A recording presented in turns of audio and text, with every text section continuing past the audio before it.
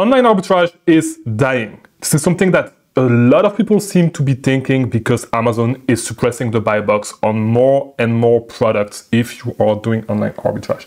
I totally disagree with this take, and I'm going to tell you why you should not be worried about suppressed buy box, and if the buy box being suppressed on a lot of items is actually causing harm to your business, you're probably not running your Amazon FBA online arbitrage business the right way. So I'm going to explain to you why it does not matter at all in today's video.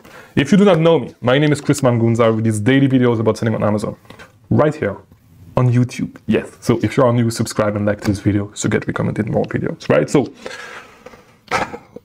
what I was sent, and I'm going to be 100% honest, just my wife actually sent me this and she said, you know what, it might be something good to actually react to, which it actually is, right? And so we're going to go through this post together and I'm going to tell you what I think about it. So somebody said internet bazaar merge. Is online arbitrage still viable on Amazon given buy box removal for high pricing? As someone who's been selling through online arbitrage on Amazon for about 2 years now, I'm facing a dilemma and would appreciate your insights. Lately, Amazon seems to be actively removing the buy box for sellers if the item's price is significantly higher than on other websites. This strategy of Amazon complicates our ability to forecast profitability. The main issue here is the lack of clarity from Amazon regarding the maximum price threshold before they decide to remove the buy box. This uncertainty makes each purchase a risk, potentially leading to resulting margins. I 100% disagree with that, and this is the main thing that we're going to react with. Breaking even or even losses. I've purchased products before that seemed promising only to have Amazon remove the buy box until I brought it down to a price that led to a loss. Given these circumstances, I'm questioning the feasibility of continuing with online arbitrage on Amazon, or are you all managing this situation? Do you still find online arbitrage on Amazon to be a viable strategy? So, the main point that we need to address from this is, and let's actually go back on the screen, right? There's a couple of points that I want to address in today's video. So, to be honest, Amazon is not actively removing, like suppressing the buy box more than before, right? But which is this point, so like, let's get it over with, it's not the case, right? Which is not necessarily what he said, but like, the main thing with this one is that Amazon is actually removing the buy box for sellers if the item's price is significantly higher than on other websites. This strategy of Amazon complicates our ability to forecast profitability. I don't know why I keep stumbling on this word, but whatever. So, regarding this, there's one thing that you need to know about selling on Amazon and about doing online arbitrage. If what you are doing is buying products and selling them, buying products online at full price or close to full price, and you are selling them on Amazon at 2 times the price or even like 1.5 times the price, this is not the way to run this business. This is not how you run an online arbitrage business profitably. With online arbitrage, the name of the game is manufacturing your margins, all right? Trying to bring your cost, down as much as you can. And this is where you are going to make your profit. If you buy something for, I don't know, you buy a Nike pair of shoes. So let's say you buy, you know what? We're going to look at an example together. All right, let's go to Amazon.com and let's look for Air Force Ones, right? So if we take this shoe, it's actually selling on Amazon for $115. The buy box is at $115, right? For this specific size. Now, if we actually look on Amazon, the MSRP on the Air Force One is $120, I believe. Yeah, okay, so in Europe it's 120. So if you look at it this way, there's no way to actually make this product profitable. And this is why a lot of people, like, this is the case with a ton of products. People do not understand how people make these products profitable. And this is the whole, the whole skill gap. Okay, there's a skill gap with online arbitrage. And the way to actually, like, the skill is actually learning to manufacture your margins. This is the first thing. So, you can actually get Air Force One profitably when they're on sale and you add gift cards on top of that and all that stuff. You can actually make it happen. Right, you can actually make it happen. There's a couple of ways to actually make it happen. I'm not going to go over them in today's video. I'm not going to burn people's loops, but there's a specific way to do it. And this is what a profitable product will look like on Amazon 95% of the time. Of course, sometimes you are going to find these products that sell for like 30% more on Amazon. You're going to be able to make a profit, but it's never going to be long term. The only way you're going to be able to make a profit this way is if a product is actually selling, like if a product is actually hard to find and you're able to find, to secure it and actually sell it on Amazon for a premium. That's the only way. But if you think that selling on Amazon is you actually buying a product full price on Walgreens and selling it for twice the price on Amazon, this is not the way it works. And this is why you actually get your buy box suppressed, because try to think like Amazon.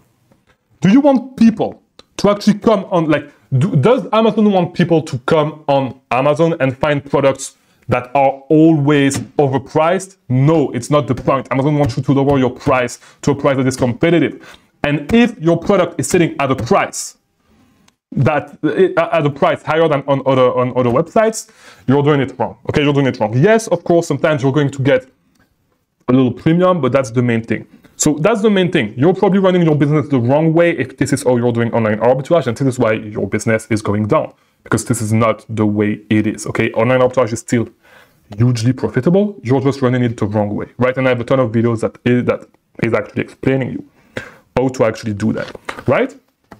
So when we go to the next one, because there was a next point, the main issue here is the lack of clarity from Amazon regarding, and let me make sure that I actually share my screen. The main issue here is the lack of clarity from Amazon regarding the maximum price threshold before they decide to remove the buy box. So the maximum price threshold is quite easy to actually figure out, okay? Just do not go all the way up with your price. Do not go to the extreme. That's the only thing. Most of the time, 99% of the time, you get your buy box suppressed because you're trying to sell Air Force One that you buy at $120. You're trying to sell them at $240. And this is why you get the buy box suppressed, okay? Because you think people are dumb as fuck. This is not the way it works. And this is the main thing that you need to understand, right? So the clear guidance, this is it. Like try to keep your price around MSRP. And the truth is that more than likely, you're buying products like, and I know exactly what kind of products you're buying and the reason why you're actually saying this, because you're buying products that have not been selling for a long time, right? That do not have a long history, that are overpriced, and then you jump on the product, the product's overpriced, and then the buy box gets suppressed. That's the only reason why, because your price is way too high. You need to reduce your price, okay? For the marketplace, for Amazon customers to be happy, right? And the truth is that, and you'll notice that if you sell your products way at a price that is way more expensive than the MSRP, if you do not know what the MSRP is pretty much, it's the manufacturer's suggested retail price, right? So the MSRP is the price at which the manufacturer, so the brand, so in case of the Nike Air Force One, we're talking about Nike, the price at which Nike wants you to sell the item, right? That's it. If the price at which you're selling this is at twice the price on Amazon, this is the reason why your buy box is getting suppressed. The price is way too high. The price needs to go down. That's it. That's the only reason, right? And Amazon is still viable, but there's still a couple of things that I wanted to say about this. So, so he said this uncertainty makes each purchase at risk, potentially leading to resulting margins breaking even or even losses. No, this is the case if you do not know what you are doing. And I'm not trying to be mean to the OP, to the poster, to the guy that actually posted that on Reddit, right? I'm talking to all of you guys. It's not the case. You are going to make your profit by manufacturing your margins. Okay? Your profit is going to be made with the gift cards, the coupons, and the sales that you're going to stack together, and the cashback if you actually compute that into your profit calculation. This is where your profit is going to come from. Your profit is not going to come from all, like, as I said earlier, right? This is not how you're going to make items profitable, right? So, potentially leading to that seems promising, only to have Amazon remove the buy box. And when you say I've purchased products before that seems promising, I guarantee you that if I actually check these products, like these products are overpriced, and this is the reason why it tanks. That's the only reason, right? Later Amazon removed the buy box until I brought down to a price that led to a loss, right? Because like if we're being 100% honest, you and me, it's been a really long time that I haven't sold a product at a loss. Actually, yes, I do have some products that I'm liquidating right now that I sell at a loss, but it's really, really rare that I actually buy ASINs that I need to liquidate at a loss. Most of the time when I liquidate, it's not at a loss. And even the products that I sell at a loss right now, I'm not. There's one product that I had to sell at a loss in the last, I would say in the last 4 or 5 months. There's only one product that I had to sell at a loss. Usually, and I'm super conservative with my sourcing, so when I actually liquidate a product, usually it's still profitable. It's under 10%, but it's still profitable, right? So you do not necessarily like, and most of my products are not products that I need to liquidate, right? So yeah, I need to have Amazon remote. Okay. Given these circumstances, I'm questioning the feasibility of continuing with online arbitrage on Amazon. So yeah, I told you guys pretty much how I actually manage this situation, and how I actually avoid price tanking, not price tanking, but yeah, I told you how to avoid price tanking that tanks way too much, and how I actually make sure that Amazon is still, online arbitrage is still viable. You just do not have the skills just yet to make it viable, right? That's the only reason. So let me just show you what I'm talking about. Let's just do some sourcing on some random, let's just do some random storefront stocking. So I can show you guys what I'm talking about. Let's choose a random seller. Yeah, let's choose this guy. And we're going to see. Hopefully it's another guy actually, and he's only selling Nike Air Force One. But let's just choose, you know, I talked a lot about Nature Made and about Walgreens product. So this is what we're going to use today as an example. So let's go to Walgreens real quick. And let's look at, you know what, let's look at the vitamins, because this is something that a lot of people talk about. A lot of other content creators make content around these, even though they're not selling it, by the way. They're not selling these, but like whatever. No shot, by the way. So the way you're going to make them profitable, so if you are actually buying these at full price, you're not going to make them profitable, right? To actually buy these, and this is an example that I use over and over and over and over and over and over and over again, right? To make these profitable, you're going to need to stack a couple of things. You're going to need to stack the buy one, get one free promotion that comes on them, right? Then you're going to stack either the 15 or the 20% coupon on top of that. Sometimes Walgreens has a 20% coupon, right? And I'm actually using this lead as an example because a lot of people are actually restricted, so it's not going to be flooded, right? And a lot of people are sharing this lead, so whatever. So then, you know, either you use a 15% coupon, sometimes they do have a 20% coupon, or you can use the 25% coupon, so like the 25% welcome coupon on Walgreens, right? So next, what you're gonna do is you're gonna go to Card Beer, and it's not going to work. So I'm gonna need to turn on my VPN, I believe. Let me just check. Okay, it's working. So you're gonna try to find Walgreens gift cards. So you can find a 15% gift card. So just to be clear, the way you're gonna make this product profitable is you're gonna get a 50% coupon, right? Pretty much a 50% coupon with the buy one, get one free. On top of that, you're gonna add a 25% coupon with the welcome bonus, okay, the welcome coupon. Then, on top of that, you're gonna add a 15% gift card, okay? And on top of that, you're gonna add 2% credit card cashback, and you're gonna add 4% top cashback card back. And this is how you're going to manufacture your margins and make a product profitable. And this is how you actually avoid price tanking. If you actually go, let's just see, Nature Made, let's just take the first one, magnesium, whatever.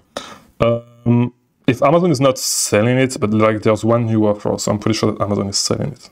But if we look at this product, yeah, Amazon's not selling it anymore, but you're gonna find like Nature Bounty is the same thing. Like, that's fine, just figure it out yourself. Like the buy box is suppressed on this one, but whatever. And by the way, a lot of you guys seem to think that when the buy box is actually suppressed, it's not a good thing. And it's going to slow down your sales, and it's not going to happen. Like, the buy box is suppressed. You do not need to reduce your price to get back to a point where there's a buy box. You can see that this one is actually selling like crazy. Maybe not this variation, but like, yeah, I'm pretty sure that this variation is actually selling like crazy. If you actually look at it, this variation has 5% of the reviews, so it's selling like, let's actually do the math, all right? It's selling like 800 times a month, all right? A little bit less than 800 times a month. You do not need to reduce the price whenever the buy box is suppressed, okay? You do not need to do that. The buy box has been suppressed forever and it's still selling. So that's the second point that I wanted to make with that video, with this video, right?